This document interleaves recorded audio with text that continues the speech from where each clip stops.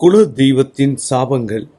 குலதெய்வ சாபம் இருந்தால் அண்ணன் தம்பிகளுக்கு இடையில் பேச்சுவார்த்தை இல்லாமல் இருக்கும், அக்கா தங்கச்சிக்கு இடையில் பேச்சுவார்த்தை இல்லாமல் இருக்கும், உறவுகளுக்கு இடையில் பேச்சுவார்த்தை இல்லாமல் இருக்கும், அந்த குடும்பத்தில் கணவன் மனைவிக்கு இடையில் பேச்சுவார்த்தை இல்லாமல் இருக்கும், பிள்ளைகள்கிட்ட இருந்து பேச்சுவார்த்தை இல்லாமல் இருக்கும்.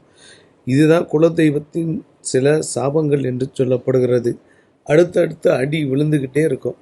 அந்த குடும்பத்தில் யாராவது ஒருத்தருக்கு இழப்புகள் ஏற்படும், வாரிசுகளுக்கு பிரச்சனை, எல்லா வகையிலும் இந்த குலதெய்வ சாபத்தின் சில அறிகுறிகள் காட்டுவதாக சொல்கிறாங்க. இந்த குலதெய்வ சாபத்திலிருந்து வெளிவருவதற்கு என்னென்னா, முதல்ல குலதெய்வத்தை வீட்டுக்கு வர வைக்கணும். அதுக்கு ஒரு சில பொருட்களை நீங்கள் பயன்படுத்தலாம். அந்த ஒரு சில பொருட்களில் மூலிகை சம்பந்தப்பட்ட ஒரு பொருள் இருக்குது. இந்த பொருள்லேருந்து வரக்கூடிய இந்த பொருள்லேருந்து வரக்கூடிய இந்த வாசனை அந்த குலதெய்வத்தை கொண்டு வருவதற்கு வாய்ப்பு உண்டு. முயற்சி பண்ணி பாருங்கள்.